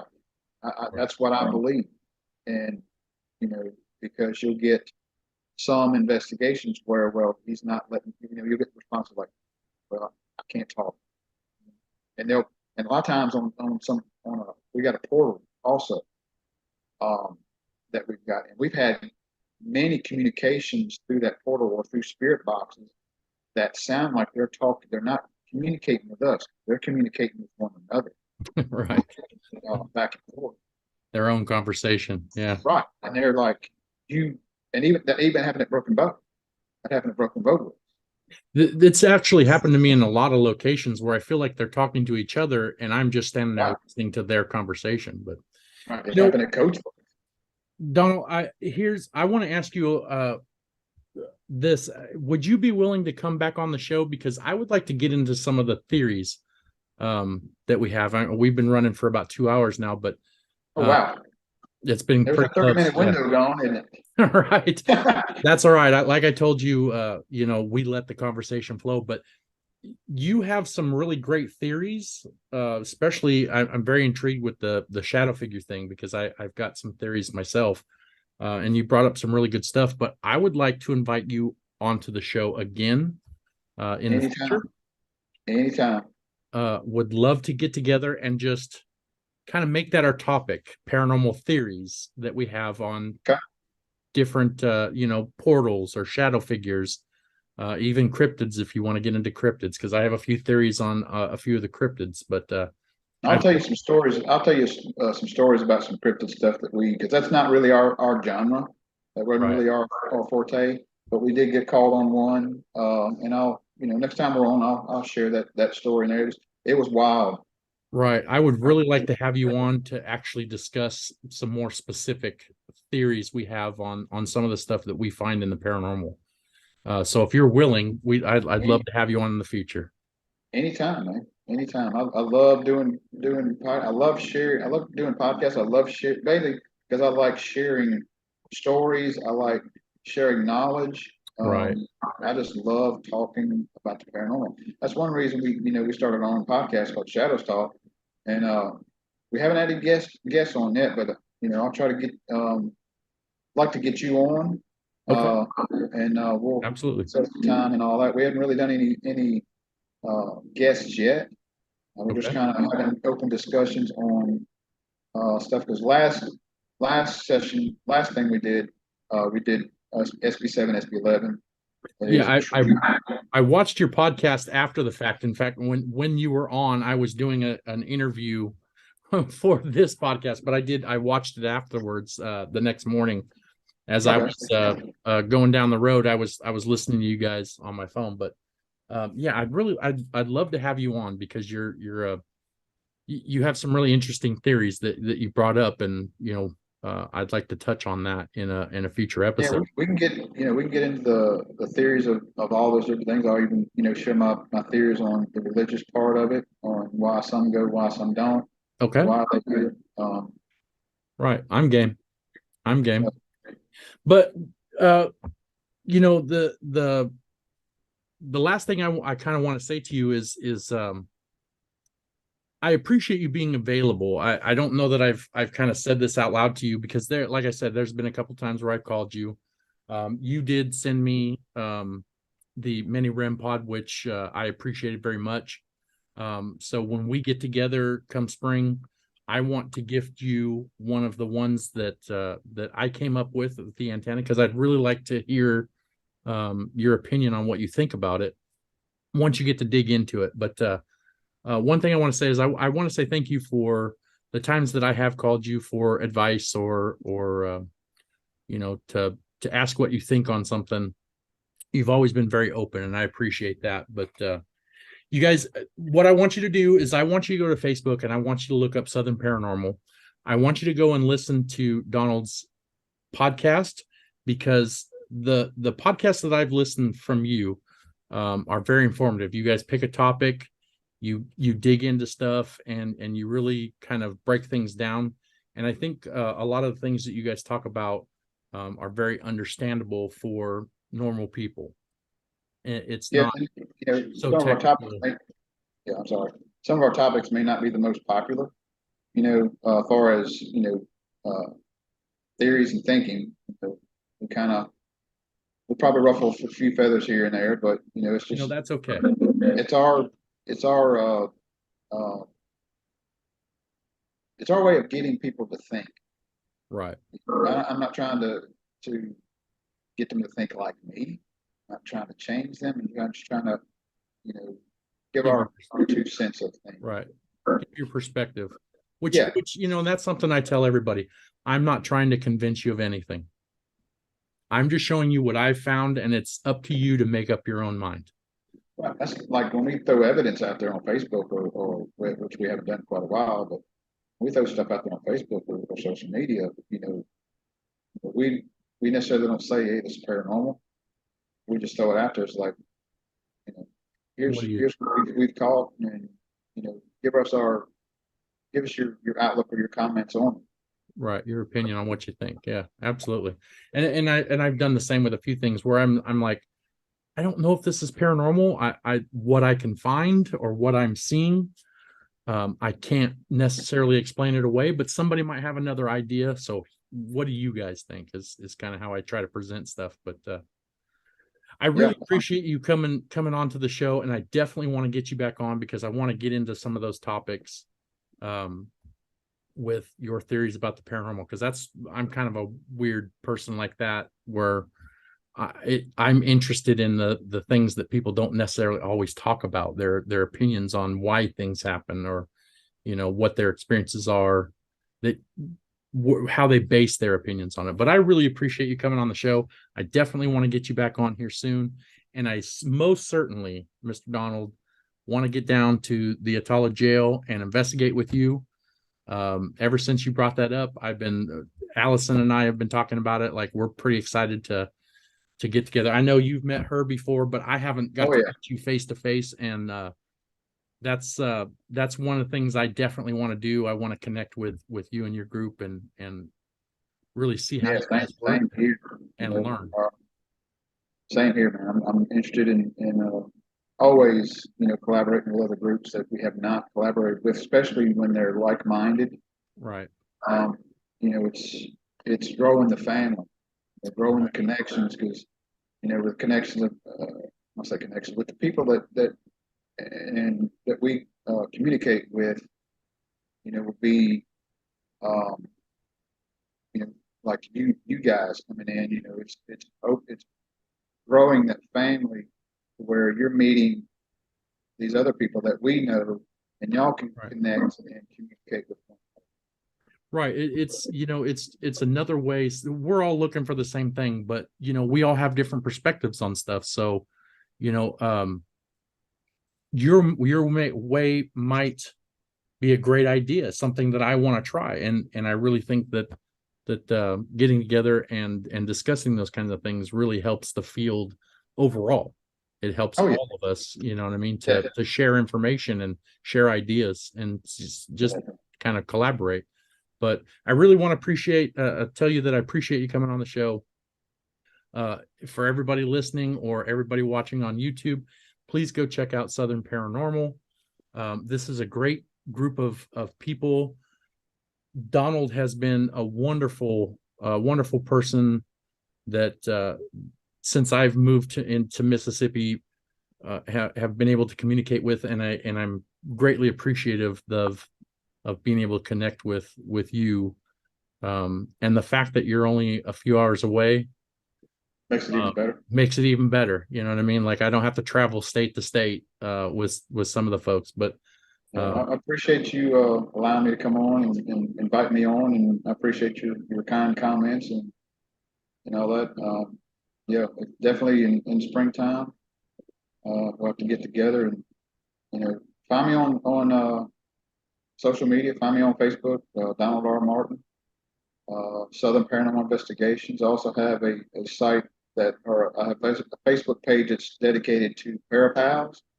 It's not a typical paranormal posting website because Southern Paranormal, we kind of watch what we allow people to post on there because we're all about sharing links to the videos and this and that, but we're also excuse me cautious about just over flooding with the same people with the same topics over and over. So right, everything doesn't get approved, and it's not nothing personal. It's just we're trying to cut down on some of uh, the regular or the repeat traffic type stuff. right. Yeah, Parapals, it's on Facebook as well, and it's set up basically to showcase the different builds that I've done and show Awesome. people the different options I've got because I've done many skulls. They're a life size human resin Right. skull, uh, eyes light up. I've Very seen them. They're freaking awesome. They're awesome. I did one for Miranda Young called the Ghost Biker, and I actually made a replica REM device out of a replica motorcycle that she had. Oh, And really? I went to details. I got the Ghost Biker tag on the back of it. It was a very hard. It took me 3 months to build that to Wow. work out the kinks, Wow. and it turned out super nice. Right. It's Right. one of my favorites. So I just everybody listening, please, you cannot meet nicer people. Please go check out Donald with Southern Paranormal. If you have any questions, you guys can get a hold of me.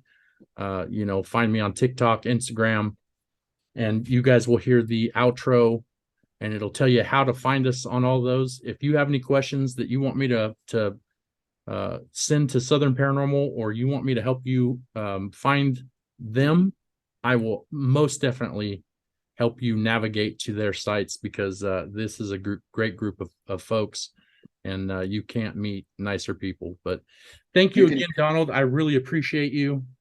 you can share that email also that I sent you. You're welcome to share that Oh, email go ahead. Why because don't you put that out there right now? I figured you put it in the credits and all that. It's Southern Paranormal 77737 um, at gmail.com. Southern Paranormal, the number 7 3 times at gmail.com. Awesome. And they can contact you there if they have any questions or want to get into maybe some of your parapals and stuff like that. Yeah, definitely. I mean, like I said, the list is growing. Like I said, I've got a lot to Right. build that's on the thing. I got this fancy hocus pocus box that they had sent me that I got to build for, and she does an awesome boat. Makes ledgers and stuff that looks just like the hocus pocus book. That's awesome. I got ecto ones I've got to build. I'm right in the process of getting one built now. I've got coming into a lot of kinks and stuff because I'm a perfectionist on hiding the stuff as best I can, and I want it to be Right. functional, but I want it also look. So I've got 4 ecto ones to build, and I got a bunch of stuff. Well, all right. Well, contact him if you guys want to get into some of this stuff. I can attest that the equipment that he puts out works perfectly. He does a great job, very professional with what he does. I've been impressed. In fact, our team member Allison is having you. I won't tell everybody what it is, but commissioning you to do a very specific build, which I think is awesome. But yeah, Yeah, I'm looking forward to that. get a hold of Donald. Like I said, you won't meet a better person. It's just a better person there is not out there in the world than Oh goodness, no. Donald Martin. Okay, but thank you again. I really appreciate it, Donald. I'm gonna have I'll contact you and we'll work out something soon with getting you back on the show. Okay. Okay, sounds great, man. Thank you for having me. Thanks, everyone. All right. Stick around for the details on the end of this video so you can hear how to get a hold of PSI and Paranormal Unveiling. Make sure you check us out on all of our platforms. And thank y'all. Love y'all. Good night.